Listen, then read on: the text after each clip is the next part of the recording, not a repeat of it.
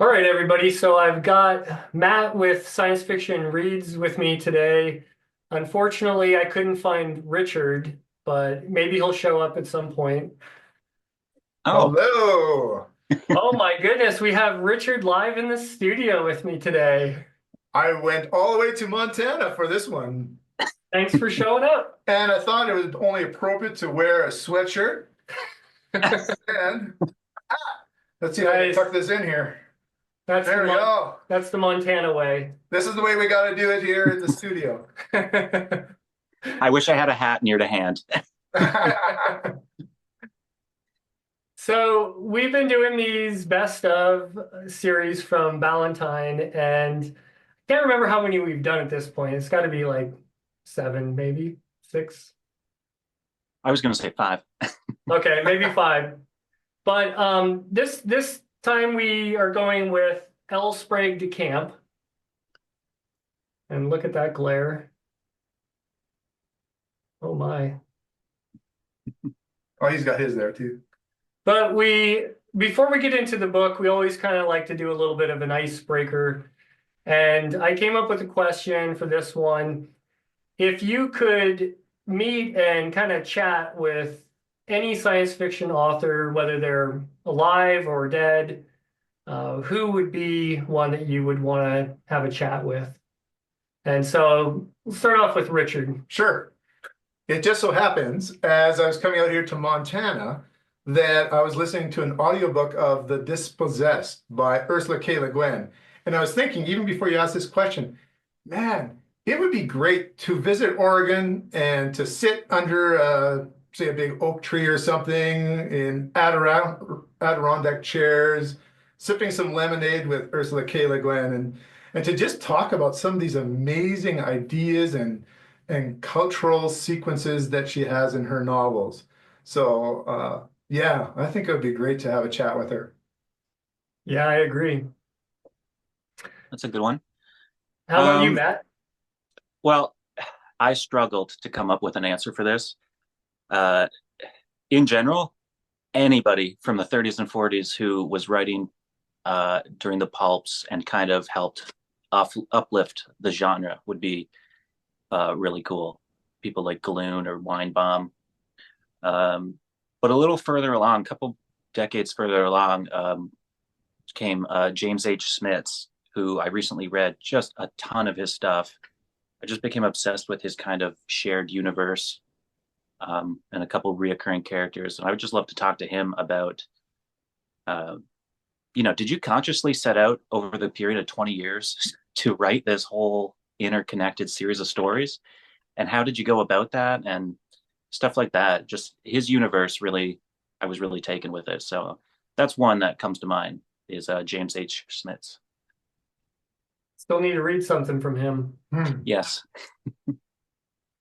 Yeah, so I think for probably most of us, this question is probably has something to do with maybe who you've been reading lately or into. And you can always like separate the art from the artist, and you might not care for a specific author, but I've been reading a lot of books from Frederick Pohl recently, and I've kind of dove into his life and a little bit more behind the scenes. And he wrote um, a book called The Way the Future Was, I believe it is, that I'm trying to find. And it's kind of his thoughts on being in this industry for so long. And, he had like a career that lasted like almost 80 years, or I think if you include a poem he sold, and then his last published novel, it was over 80 years. And he was like part of the Futurians who were kind of like the bad boys back in the day, trying to do something different. And then he was writing with all these great authors. He was an editor for some of the best magazines, and then continued to, after all that, come out with some of his best work ever. And he just seemed like he's a really down to earth guy. He's kind of got this weird sense of humor that I think I would really get along with. So I'm going to go with Frederick Pohl. And he is someone who I need to read. I've probably read a short story or two, but not many. Yeah, and from what I've read, it's pretty straightforward. kind of space opera, I would say, but I guess he wrote a lot of satire, and even one of his most famous ones he wrote with Kornbluth, The Space Merchants. That's probably the next one I'll read of his. He can lay some satire in there and almost get into, I don't know if he gets as thick as Vonnegut does, but I really like some satire in some of my fiction. Well, that makes me really look forward to the best of, which I'm sure Yeah, we'll get to eventually. yeah. Okay, so like I said, this reading was L. Sprague, the best of L. Sprague de Camp, and got a couple copies here, book club edition with some great cover art. I've got a really bad glare today. And then we'll talk about, there we go. We'll talk about which stories that these cover arts go with. But just a real quick background, L. Sprague de Camp, a lot of these stories kind of went through some batches. He wrote some stories in the 30s and then kind of took a little bit of a break and then wrote some more in the 50s and then took another break. And then the last batch kind of came out in the 70s. And he's probably most famous for Lest Darkness Falls, which is a book I read a long time ago. I want to reread that soon. And I always love showing this picture of El Sprague de Camp here looking like a sheik. Got really bad glare Let's see today. if I can help out on this side Yeah. here. But he's an interesting guy. He wrote kind of this blend of science fiction and fantasy, and he ended up teaming up and doing a lot of stories with Fletcher Pratt and Lynn Carter. He's kind of, I think, looked down a little bit on what him and Lynn Carter did to some of the Conan stories. They heavily edited and rewrote some of it. So there's a lot of purists out there who only like to read the Robert E. Howard Conan stories, but he was involved in that. Um, and yeah, he just seems like kind of an interesting guy. The other thing I guess I'll note is I've heard people say L. Sprague de Camp and L. Sprague de Camp. And it was hard to find anything, but I did find an interview, and he pronounced his name L. Sprague de Camp. And it was kind of funny. He mentions this in the back of in the afterwards that he never really thought he had to come up with a pseudonym because his name is like so ridiculous. Yeah. So And people were asking Campbell or somebody, like, who is he? Who's the actual author? yeah, What does the L stand for? Lion, I think. It didn't occur to me to look that up. Yeah, I think it's Lyon, Lion, and I think he wrote he when he first published something, the first thing he ever published, I think he used some weird other take of his name where he used lion or something, but then he went to the L instead. Okay. Yeah, this was my first experience, I'm pretty sure, reading anything by him. Yeah, I have read Lest Darkness Falls. I'm gonna reread that. And then I read Rogue Queen, and I guess I'll just go ahead and mention this now. This was the first science fiction novel, apparently, that talked about sex. And it wasn't explicit or anything. He talks about it just kind of as a matter-of-fact way. But it was the first time it had kind of been done. And there's a bunch of other authors. If you read the like Wikipedia page on that one, a lot of other authors kind of credit L. Sprague de Camp for just opening the door for this not to be something taboo that no one's allowed to talk about. And of course, people take everything to the extreme, but he was just using it as, yeah, people procreate and just, we can say that. We can say procreate. Yeah. Uh, so I guess we'll just go through maybe overall impressions and maybe start with Matt on this one. Okay. I don't know why, but I had kind of preconceived notions that I wasn't going to get along with his writing or that there was going to be too much humor or something. Um, but I was mostly pleasantly surprised. I didn't enjoy everything, and I don't think he's the best writer, but he's not the worst either. And I enjoyed his stories. They surprisingly involved a lot of animals, and yeah, a couple that kind of touch on history. I know he wrote some actual historical novels as well, but um, I really got along with it. And it's funny, the one story I skipped because it sounded so lame, I skipped it to read last. It's my favorite. So yeah, I got along with it better, and I look forward to reading some more by him. He co-authored a book with M. Schuyler Miller or something, P. Schuyler Miller, called Homogeneous, and it's basically Planet of the Apes, which might interest Richard, but it came out before Planet of the Apes. So that's one I'm trying to track down. I want to check that out. Yeah, Planet of the Apes, of course, is a very famous novel, but it's also one of the first novels that I really read about science fiction that wasn't just a novelization of a TV show. So it's an important novel for me too. All right, Richard, what do you think overall? I was a little bit like Matt coming into this. I wasn't necessarily looking forward to reading the camp, but I found him to be a very competent writer, is how I would put it. I wouldn't put him at the top of writing, and he's certainly not the bottom, but he knew how to tell a story. And there's a couple fantasy pieces in here where I really think his storytelling was great. Um, I also know the zoology or biology type of things that he liked to get into. And I also thought that there was what you might call tropes or ideas that he has for these stories, which we may have heard a lot about them, but maybe he was one of the first to actually talk about them. I think sometimes when we read old stories, we forget that this was brand new at that time, that they hadn't had Jurassic Park at that time. They might have had Arthur Conan Doyle's Lost World or something like that, but some of the concepts that he came up with for his dinosaur stories were perhaps brand new to his writing them. And so I was impressed with that part of it. Yeah, and then I guess I had read a couple things from him, so I kind of knew I was going to get a bit of absurdity. I did like most of the stories. The kind of starting off focusing on animals was a little bit of a surprise for me, and there was kind of the middle stretch where I was kind of thinking, what is he doing here? And then feel like he kind of saved the collection a little bit with some of the ones at the end. There's always this kind of odd humor. There's a lot of bickering characters in this kind of writing. It's kind of Yes. got this adventure flair to it. But yeah, I would say he's a solid writer. It didn't exceed my expectations like Galoon did, but it did make me. Or it was better than I expected. I think, like both of you have kind of said. Yeah, and a lot of the stories went in strange directions.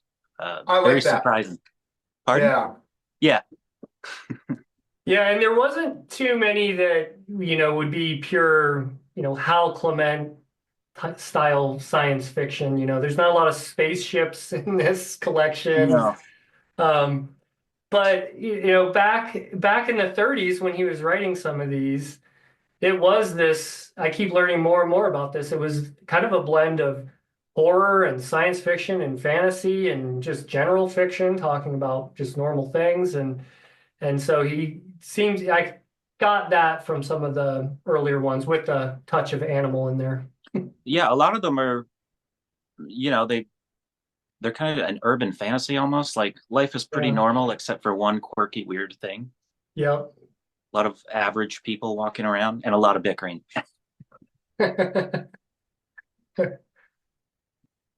Okay, so I guess now we'll just kind of, go through. I'm probably not going to hit all of these because there were some that I think were probably pretty bad, and maybe a few that didn't age so well. But maybe we'll start with Richard on this one and just kind of talk about one of your kind of favorite ones in the collection. Well, I'm going to bring up one that I think maybe you guys won't necessarily bring up that I found very interesting. Just looking at my note here, I think I know it. It's called The Gnarly Man. And gnarly is not like you think it is for skateboarding or something like that. Gnarly Man is a story about a person who got struck by lightning and is immortal and just happens to have been struck by lightning about 5,000 years ago. So he's a 50, Neanderthal and he's trying to 50,000. hide within our society. 50,000, is that? 50,000? Oh, 50,000 years ago. Thank you Yeah. for the correction. Yeah, 5,000 years ago, it would have been Homo sapien at that point. So that's a long time to live, and he tries to hide himself and blend into society. Now, at the time the story was written, they probably thought that he would be more extreme looking, perhaps more fur, etc. So he ends up, getting jobs in a show of a circus, and he eventually tells his story to the narrator, basically, of this story. And I don't think I'll go too much further into it, but it's very interesting to hear uh, about the consequences of living 50,000 years. Um, One of the items in the story is he tries to, or this person who he is interviewing him is trying to hook him up with a doctor to fix some bones that have been broken multiple times over those years and see if he can help him to not limp anymore. But that's where the story doesn't quite go as expected. It Yeah, actually kind of is a tragic story that the it is. Northman had to keep hiding himself over and over again, couldn't become a famous person or have a life perhaps that Yeah, we would want to have. even a member of society, kind Yeah. of. So there's kind of a melancholy feel to it too. So I enjoyed that one. It was like the one time he let his guard down, it backfired Yeah. terribly. Yeah. But it had such a hilarious punchline. I don't know if you remember, the very end involving a hat. Yeah. There's, Ridiculous. well, I think we can say that part of it Yeah. is his head is a Neanderthal head. So he needed a special big hat made for himself. So when he has to kind of flee the situation, he eventually writes a letter back to the narrator of the story and says, I can't tell you where I'm at, but I'm okay. But the only problem I have is I can't find a hat here. Can you send me my hat or something like Yeah. that to a post Yeah. office box? Yeah. And he also, the one thing I remembered in this one, he throws subtle little things in, subtle humor. And at one point he's like telling his story I forget the setup, but he's like, basically this is why I invented soup then because of this, Yeah. Yeah. His teeth so eventually many, fell out. Yeah. yeah. Yeah. Oh, just casually invented soup. And like hundreds of years later, I think he invented dentures or something as well. Yeah. Yeah, I mean, if you live that long, you got a lot of knowledge, even if you're a Neanderthal, I guess. Mhm. Yeah. All right. That was one of my favorites as well. Oh, good. Was that the last one you'd read? No, Go. it was not. Well, then why The don't you last tell us what one, the last one was? the last one I read was the hardwood pile, Ah, because yes. there's a definition of it on the back, and I'm going to read it. It just says, houses may be haunted, but what would or could possibly want to haunt a pile of lumber? And I just thought, you know what? I don't feel like reading that until I absolutely have to. So, and it's probably tied for my favorite. But it's good. It does involve haunted lumber, and you get a backstory to how this, what was it, like a Norwegian pine or something, a pine Maple. tree of some sort from Austria ends up somewhere in the States. I can't remember where the story takes place. And fast forward 100 years, it's being cut down, and there's like, this guy who runs a lumber mill um, assigns some of his people to, chop that up, put it on this train so it's heading out. And the wood is like really not easy to lift, it seems too heavy. So, these guys are working to move it, and then it's like jumping out of their hands and stuff. Um, the boss just thinks these guys are purposely screwing around because, they're kind of hinting they want to form a, what's the word? A union. A union. Yeah. He doesn't believe them. He just thinks you guys are screwing around. You want to form a union. All sorts of shenanigans occur, and then the guy who runs the place has a face-to-face meeting with this entity that's um, closely associated with the wood. I don't know how far I want to go, but it's basically a battle of wills between this guy who runs a lumber mill and a supernatural entity. It was humorous and way better than I thought it would be. And then And I think that it some was of those like characters appear in the next story. it was like a dryad or a wood nymph kind of Some thing kind who of was possessing. yeah, yeah, and the way in which the guy, the lumber mill guy, comes up with a plan and she counteracts it. It goes back and forth, and then finally, he's going to burn the wood just to settle the score. And the way she defeats him and saves her lumber is, I thought, hilarious. It was hilarious. It was good. And then it had a nice happy ending with what they compromised on too. So Basically, yeah. They Which actually ties into the beginning of the story, which you kind of were Yeah, wondering how the beginning of the story tied into the lumber yard at the yeah, beginning. because halfway through the story, I was like, we really didn't need the setup. I don't know why he wasted time with that. yeah. Sure enough, it does come back. Yeah. Yeah, for a short story that has an odd premise. A lot of Yeah. them go in strange places, odd premises. Yeah. But I really like the plotting on that story in terms Yeah. of how he worked that out. Yeah, the back and forth was good. I like those characters from those early stories that are just so persistently stubborn at all costs. Yeah. Yeah, that was better than I thought that one was gonna be. Yeah, so that one and another one are probably equally my favorites. But I'll let you go next. Okay. So I really liked the one called The Emperor's Fan.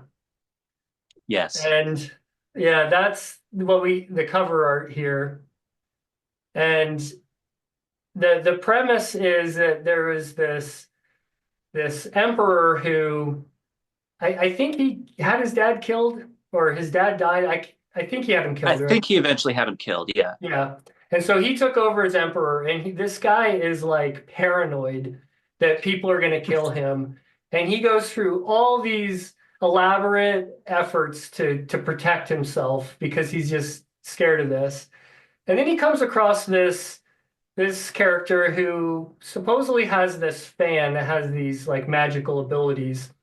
And how it works is I think it kind of has to be done in a sort of self-defense, even though it seemed like you could antagonize someone to be able to use this fan on them or something. But you would fan them or fan a creature or fan something, and it would just disappear. And then if you wanted to bring them back, you would like do a series of taps. There was this book that was like the codec of which tapping things you did, and then you wave the fan and the thing would come right back to life, or come right back into existence. No And matter how long so, it's been gone. yeah, I mean, you could have waved a dinosaur away a long time ago, and if you knew the right combination, you could wave it right back into existence. And so the story progresses, and there's some stuff going on kind of within the emperor's court, and his wife isn't too happy with him, and his advisor kind of gets in there, and he wants to get his hands on this fan. And I don't know how far I want to go with this one because I thought this was another one that he like plotted really good. It has some pretty cool twists. It definitely didn't go where I thought this was an obvious ending, and it kind of went a different way. And I really like that one. The only thing I didn't like is the cover art kind of gave away what was going to happen because then you could tell it was telegraphed early on, pretty much. Yeah. But it was a good one. Um, I liked how as soon as the Emperor got this fan, he really screwed himself over because all of his high up people, anytime they annoyed him, he just whisked them away. And he started running out of people to run his empire. Yeah, and it was precise enough that like you could tap and bring back a baker, like a Yeah. specific job duty of a human. And So so my favorite part was just a throwaway line where somebody's just doing random movements, guessing to see what will happen, like who will come back or what will come back. and they do the movements, and just Yeah. this peasant shows up, and he's like, oh, and this, I did this, and this peasant showed up, and he claimed to be from 100 miles away from 200 years ago. We gave him a royal mark and sent him out. The guy was terrified, confused. They gave him $1 and put him out on the streets. Send him on his way. Yeah, like that poor guy. Yeah. The, yeah. The trial and error magic just was hilarious in this. Yeah, I Yeah, guess so. The emperor was a little absent-minded, and he would hide things and then forget where he put them. And so he ends up hiding the codex that explains how to bring things back. And after the story progresses, we get some people that try this trial and error to, do some tapping and wave the fan and see what comes back. And they get all sorts of things coming back out of this parallel dimension or whatever these things went to. Yeah, it was a good one. it kind of reminded me of Elric. No, not Elric. Corum, um, who is one of the Eternal Champions. He ends up with some kind of weapon where if he kills something with it, they disappear to another realm, but he can call them back and they'll fight for him. So that's pretty much the only time I've come across a weapon that can whisk something away and also bring it back, at least that I can think of. Quite, very different authors and Yeah. narratives. So, Matt, is one of the stories that you want to talk about one of the dinosaur stories? It's not, but Oh, I did enjoy the source of this cover art as well. I'm going to talk about the other one actually. It's Yeah, called okay. Employment. And there's a paleontologist inventor devises a method of restoring fossil animals to life. And so it's kind of like they add some sort of chemical concoction to these animals, and they grow from their genetics. They grow all of them. They regenerate, and so he starts it with small animals, and of course, eventually we work our way up the dinosaurs to something bigger. And I found it at first. I'm going, okay, Jurassic Park. You owe a big, you know. I don't know. They stole it. They stole it. Yeah. They should be giving him some money. Yeah, some royalties. Some royalties. That's what I was looking for. And it's just, of course, explained a little bit more genetically when Crichton does it. But this one was basically that kind of story. But this was a DeCamp story. So, of course, some crazy things were happening with these creatures that they grew up at. They were storing basically in barns on this yard. Yeah. And would something get away? Would somebody be frightened by something, take a shot at it, but not really hit it the way they should have, made it angry? I'm not going to say too much about how it turned out, but there's a lot of hilarity here as well as just a very interesting way of bringing dinosaurs back. Yeah, they Yeah, I didn't spend a can't. lot of time figuring out how to contain them, and they oftentimes didn't even seem to care if one got away, as long as it was like just, oh, Was that's just a dire wolf, and no, don't worry about that. yeah, I can't remember the specifics, but there was some sort of company that wanted to buy them out or something. That's right. And so there was sort of an agent who was going to come in there and create some chaos to force them to sell. Yeah, but his method was just ridiculous. Yeah. It was, yeah. The humor, I don't know what you call this type of humor. Like, it's not Douglas Adams. It's more, I don't know. I get along with this kind of humor. Like, this was surprisingly good to me. It's kind of a gentle humor, a storytelling humor, not a slapstick or Yeah, a jokey kind of thing. And there's a bit of absurdity because, like, talking about the ending of the one story about the wood nymph and how she gets him to go her way. I mean, that's an awesome, absurd, kind of yeah. satirical So take on simple. Yeah. humanity. Yeah. Or a corporation in specifics. Mhm. Yeah. We still see it today. Yeah, that was a good one, Richard. That one definitely made me think of Jurassic Park. I don't think anyone could read that after, seeing those movies and not think about that. And then, yeah, even in the beginning, like the inventor, he came out with a way to do like aerial kind of screening to find some of these Oh, yes. fossils too, Yeah. right? So like they found some of these really interesting fossils that were under the ground, and those were some of the ones they were using to like reanimate and stuff. It The was, problem was they had to find all the fossil. They had to yeah, find all the bones to be able to reanimate them. yeah, yeah, it was good. And so, of course, this is not much of a spoiler. They find all of a T-Rex-like dinosaur, and that's one of the last items that is reanimated. Yeah. And then from the end of that movie starts Jurassic Park, or the end of that short story, then you start Jurassic Park. So it's a prequel, actually. There you go. Yeah, and Newman's not in it. Yes. The best part of the movie. There's a deep dive back to the Um, Seinfeld show. Yeah, I I think everybody. appreciate the Seinfeld reference. Yeah. Another one I really liked was The Command, which involves a bear. And I believe I read online or no, it was in the afterward. I think there's 3 sequels, and Hmm. I'm kind of curious to track those down. Did you guys enjoy that one? Yeah. It actually reminded me a bit of R.A. Lafferty, because R.A. Lafferty had these sort of trickster type bears in his stories often. Okay, yes, I do remember from your discussion video a lot of bear talk. Yeah. Um, that one was good.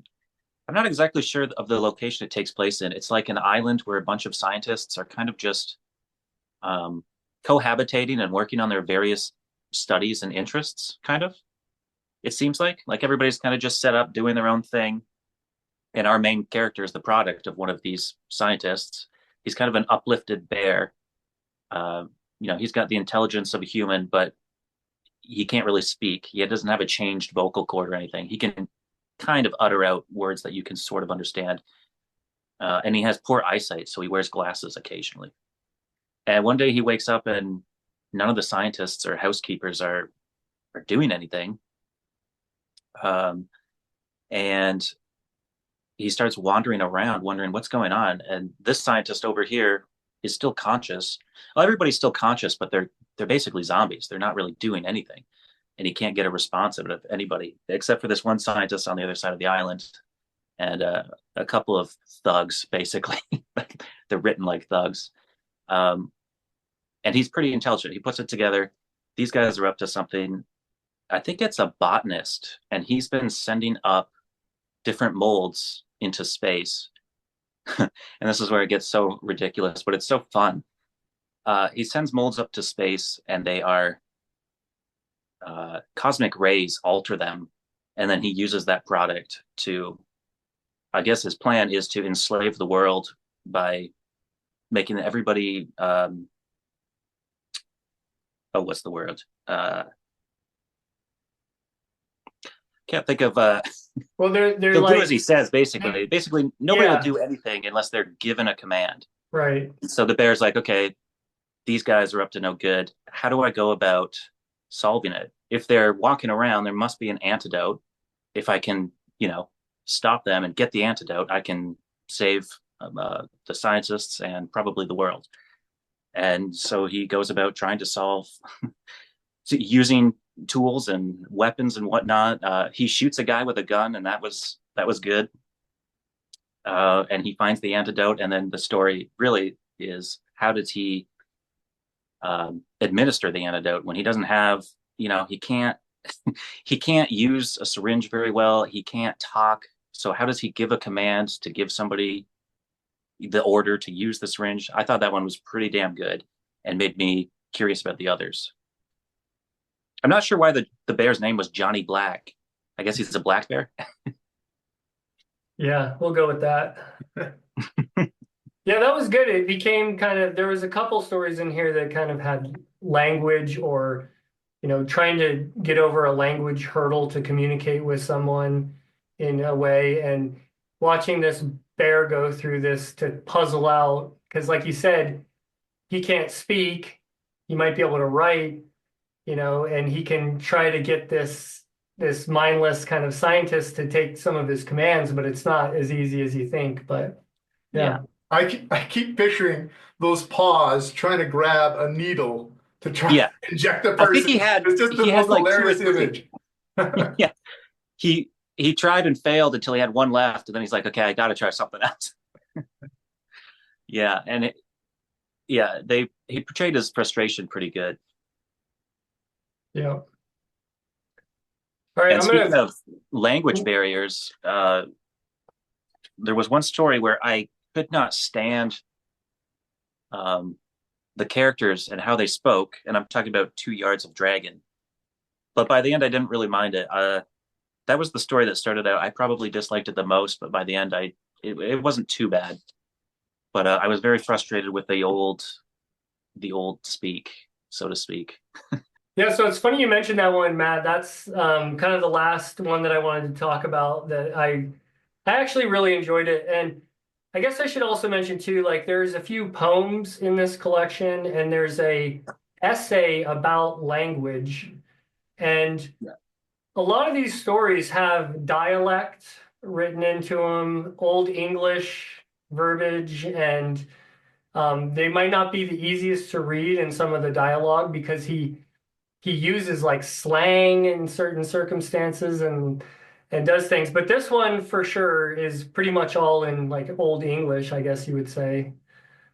Yeah, I just found it annoying at first, but even the characters I found annoying. But it all grew on me by the end. See, this Um, one, I love the punchline in this one, and I mean, I'm tempted to just kind of spoil this one. I mean, it's a short story. You could read it and probably still enjoy it, but we've got this like squire who wants to be a knight, and there's no wars going on, so he doesn't have many opportunities. And he has this mentor of his who has a daughter that he's trying to kind of impress. And so this mentor, he's like I don't know, alchemist or sorcerer or something in a way, I guess you'd say. he's a And full he blown said, wizard. Yeah, yeah, a wizard, I get, yeah. And so he sends him on this quest to bring back 2 yards of dragon hide so he can do something with it. So turns into this kind of little miniature quest where our guy he recruits a manservant to go along with him, and he's kind of playing it safe. He's only hunting around the road, and he has to go to this other kind of part of the country where there's a nearby town that they've never really interacted with too much. And they end up seeing a dragon and not really getting a shot off at it, or they're using swords. And then some guy comes by that happens to have some like primitive gun, and it requires like gunpowder, and you have to light this thing off. And so they're like, perfect, this is going to use up all of our money, but this is how we're going to slay this dragon. And they end up going back and finding this dragon, and his manservant's kind of like helping him aim this gun and fire it off. And they miss the shot, and they kind of start to flee. And the dragon's chasing him, and at the last minute, the manservant throws this torch that's used to light off the gun, hoping it would go into the dragon's mouth, but he misses and it hits the pile of like gunpowder and blows the dragon up. And they're like, this totally reminded me of a Monty Python yeah, for episode. sure. And so, if that's not absurd enough, and I'm gonna spoil it here because this is kind of like one of the punchlines, and it's about like midway through the story. But they're like dispatching this dragon and kind of trying to harvest the hide and everything. And this guy comes along and he's like, "Hey, see you've slayed a dragon there, good job. Who did that?" And our Yeah, squire, he takes credit for it because he's proud of it. And so, this guy basically starts writing him up. He goes, well, dragons are out of season. That's one. This is a female dragon. They're supposed to be male dragons. And he measures it and he's like, yeah, this yeah. thing's short. that's 3 violations. And he's like, let me see your hunting license. And he's like, hunting license? And oh, that's 4 violations. Yeah, it was it was just like the end of Monty Python's The Holy Grail, where these police just show up and they're like, "All right, that's enough," and you're like, "What? A game warden? Where's this guy Yeah. coming?" Yeah, I was gonna look and see who was first on this. This was one of the later ones. I think it was written in 76, but I don't know when Monty Python I came think out. they'd be pretty close. I don't know. I have the DVD, but I'm not going to go dig it out. Yeah. But I yeah, think Monty Python was earlier. Yeah. He might uh, L. Sprague might owe them some money on this one. Some royalties. By the way, there is but one person that I think maybe owes Sprague de Camp again. Is there was a story called Judgment Day, where a person figured out a nuclear reaction that could potentially just destroy the Earth. Well, there's a kind of reverse that Bob Shaw does called Ground Zero Man, where he threatens the governments of the Earth that he has something that can disable all of the nuclear weapons, I believe it is, immediately. And then there'd be kind of chaos in terms of governments, whether they had weapons or not weapons. And so they want to try and get him. So it's a flip side, but it really takes the same idea. okay, Yeah, that uh, story was really dark. I did not care for it at all. It was a little less distasteful when I read the afterword, and he's like, "Well, part of this is based on my life," and I was like, "Okay," but at the end of the day, it was just disappointing, or not disappointing, just annoying. Like I've had a Yeah, it miserable was life, and I'm going to destroy the world. yeah, it was basically a kid that had been picked on and bullied his whole life and discovers this thing that would create a nuclear reaction with iron and set off a chain reaction, basically blow up the whole planet. Yeah. And the way he stumbled across it, he knows he's the only one that would ever find this information, and he has to decide, does he keep it hidden or publish this paper, and it gets really dark. He's telling about how he's been bullied and abused his whole life, and then at the very end, you think he might try to save humanity, and something happens where he goes the other way, and at the end of the story, like you said, Matt, he talks about some real life experiences, and in that story, he even talks about writing down people's dialogues and conversation to try to understand social situations. And I don't know if you've Yeah, seen that video where Harlan Ellison is talking to Robin Williams about how L. Ron Hubbard kind of started Scientology. I have not Um, seen that. it's pretty funny, but Harlan Ellison's brain goes haywire all the time, and he started talking about L. Sprague de Camp and how he would go to these Hydra meetings with them, with L. Ron Hubbard and everybody, and he would just sit in the back of the room and take notes on the humor that people were throwing out and the social interactions. And so I can't help but think that that part was real too. And Yeah, forgive I me, think I got he. it a little bit wrong here with Ground Zero Man. What he had discovered is something that could set off all the nuclear bombs in the world. So he's asking people Hmm, to disarm or they would be in danger. And the book cover, I don't know if we can see it. It looks something like I that. can put it up. Sure. Yeah. So that's in that way, it's way more like this story than I was stating earlier. Yeah. Was there any other stories anybody wanted to talk about? Should we mention the Well, cover story for with the guy with the gun over the dinosaur? we have not spoke about that one. I was going to Times the say dinosaur. he does have quite the range in just the direction his stories go. I was going to bring up a different one, but let's talk about that one first. Um, yeah, you can start. I've got to find my notes for the other story I wanted to. Yeah, that was basically, it was a really cool concept because it's like a hunting guide that takes people back in time to hunt exotic dinosaurs or any other kind of animals that lived. But he does take a little bit of time in this short story to kind of try to figure out how some of this time travel would work and to avoid time travel paradoxes. And this kind of ends up being part of the ending of the book too. But like I think you can only go back or you need to go back at least like 100 million years or something. There was a certain time limit because otherwise some of your actions could affect the present day. And then once you visited a certain time, then you couldn't revisit that same time. You would have to take like 1,000 year jump forward or backward or something to avoid running across other time travelers or whatever. Creating a paradox. Yeah, yeah. But basically, he's taken people out on these hunting excursions and using these massive guns to try to take down dinosaurs, and some stuff happens that makes the plot a little bit more interesting than that. He's But got two guys with him. One's sort of a jerk, and one's a real nice guy, but can't hold a very big gun. And there's a lot of that interplay that we see in a lot of the dialogue in these different stories of them spatting with each other and not listening to the guide and taking shots at a dinosaur maybe when they shouldn't be taking shots at a dinosaur. yeah, Yeah. Yeah, that one I felt bad for the less confident guy. Yeah, that it didn't seem fair. We won't say necessarily what happened, but it didn't seem Yeah. fair. I did like the idea though. I mean, it's so ridiculous though that they're like, well, we'll just they like travel with tents and some shotguns basically. Like that's enough to protect yourself.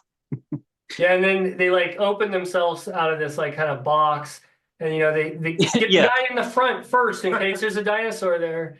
Yeah. That's the risk a client takes. What was the story you had there, Matt?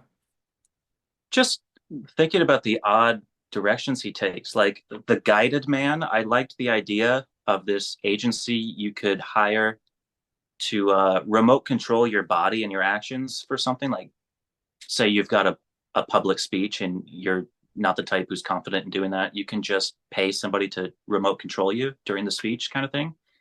It was sort of a Um, modern retelling of Cyrano de Bergerac. yeah, it's just the place the story goes.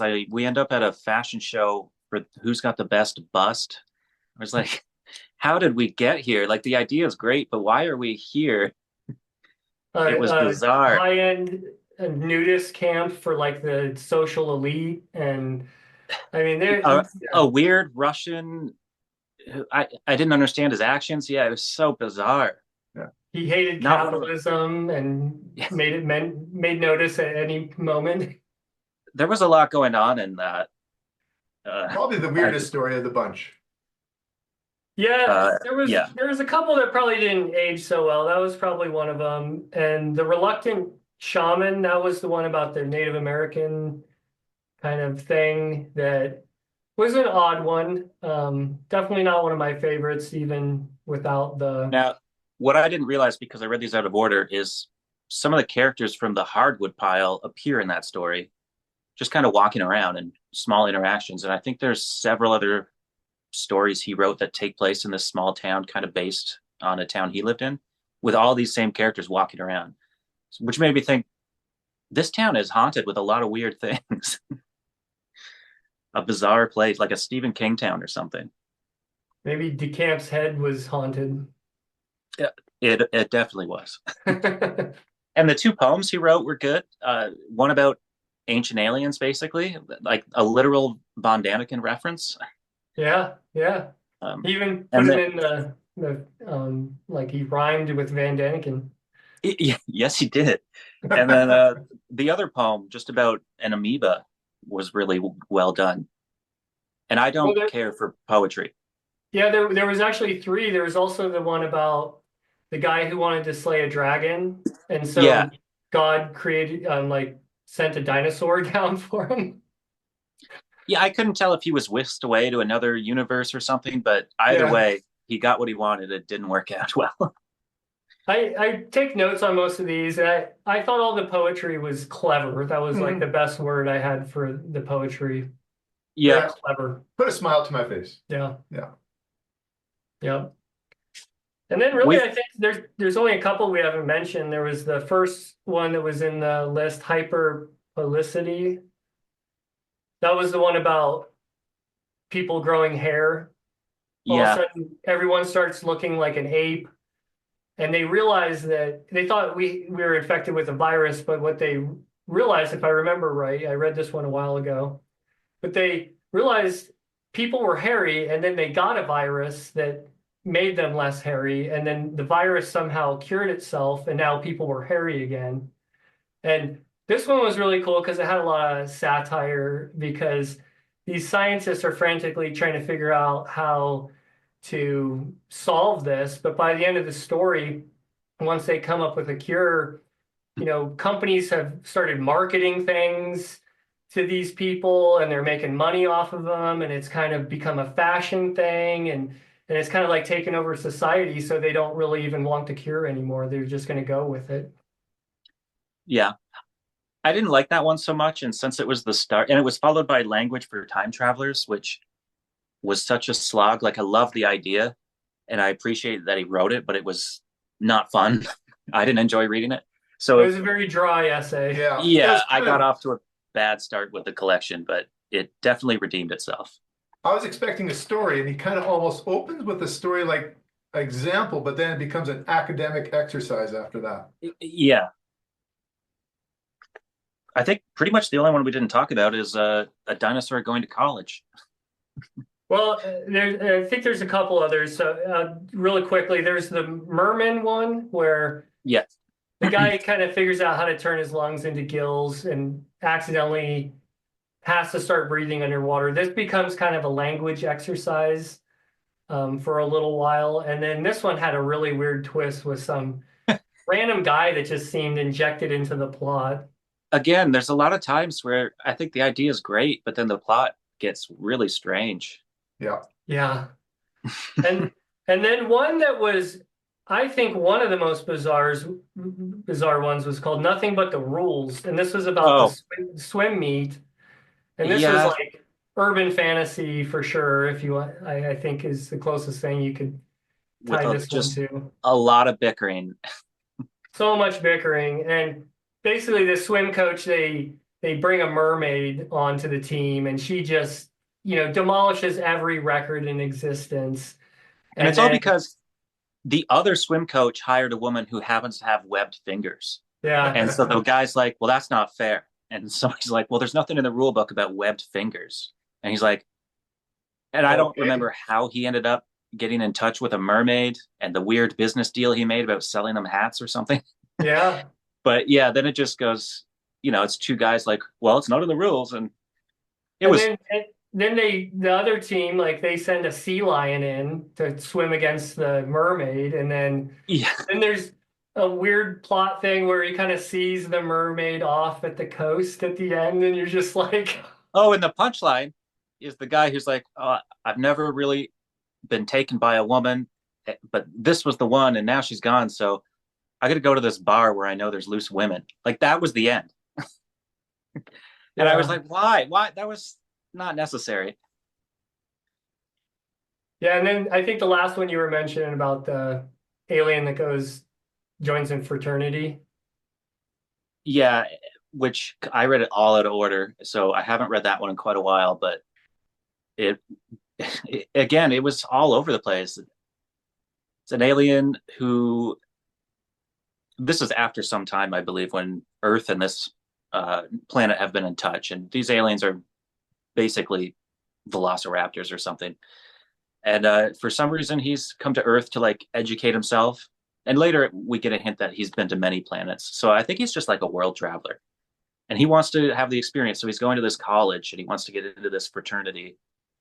Um, and there's a lot of hazing and whatnot. And what they want him to do ends up being something that would bring him a lot of joy and possibly prestige back home. And so he ends up um, achieving something and coming back in the future to kind of unite the worlds thing. Like I said, it was all over the place. And I Yeah. don't And remember it as well. I forget the term. He kind of wrote a series. I think it's like Vegans. Uh, Yeah, yes, there is obviously this short story is connected. It's like I think there's like 8 books. I have them all. I've showed you guys, but yeah. I haven't had them on the page for my channel for a long time. But I do want to read those about. I guess, some kind of uh, galactic culture taking place on Yeah, different planets and stuff. it's sort of a future history where like Brazil became the leading world power and started sending people out to explore the galaxy. And I believe Rogue Queen is sort of tied into that. That one's they find a planet that's kind of like a beehive kind of civilization, and it's pretty clever and stuff what he comes up with, but it's also a lot of bickering people and some Oh, really really? Yeah. ridiculous concepts and stuff. But yeah, I saw him mention that in that short story. I forget, it's like Viagens Interplanetarius or something like that. And Yeah. and I went back and looked to see if this was somehow, you know, tied in like specifically, but I didn't really see any mentions. I just saw reference to the 9 books or whatever that he wrote. So if you want to imitate the camp, get a great idea, get people bickering, have an unexpected plot twist, and make a pun or a joke at the end. Yeah, That's pretty much it. Yeah. pretty much. Yeah, I think this is one of those books. If I sat down and read every story back to back, I probably wouldn't have enjoyed it as much. I kind of started reading some stories, and then we moved this date back, which was fine. And because then I kind of read some other things in between, and then I kind of finished it off. But I like this sprinkled in to my reading, but I couldn't Yeah. just live on this alone. This the fact that we set it back, um, I did the same thing. I put it down, and since then, I've been reading short stories in between novels ever since. So Yeah, I've completed a few short story collections, and I'm going to try and keep that momentum going because like I'm really in a good spot right now where I'm, um, and same thing for this is the only author so far where I don't think I could have read it start to finish. I would have got because it's not exactly my kind of thing, even though it was better than I expected. But yeah. I'm going to maybe keep that up, and I don't know. I am curious about reading other stuff of his. I've been recommended the Complete Enchanter stuff, so I might give that a try sometime. But the interplanet or the Viagens Interplanetary is something I'm curious about as well. Yeah. Well, any other final thoughts? I think Richard kind of summed up what most of the plot lines are. And Pretty well, yeah. Um, no, that's all I have to mention. Do we know what we're reading next? It's going to be on my channel next, and I just happened to talk to somebody that we all know, Stephen E. Andrews, and he thought it'd be fun to do one of these episodes with us. So I just happen to have an extra copy of this book that I sent to him, The Best of Philip K. Dick. So it's time to get some PKD into our conversation. nice. Yeah, I'm looking forward to it. I'm underread. I've read a couple novels and short stories, but not much. Yeah, I haven't looked at the table of contents in that one. I've read so many of his short stories. I'm curious, and they were a long time ago, so I love kind of rereading and seeing how much you can remember.